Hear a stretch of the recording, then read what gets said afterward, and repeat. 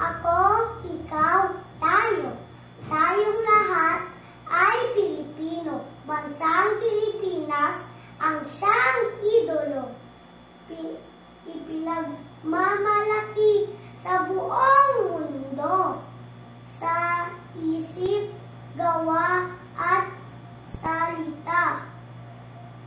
Pagka-Pilipino ay di mawawala. Lahat ng ginagawa ay ikatutuwa. Nang maayba yan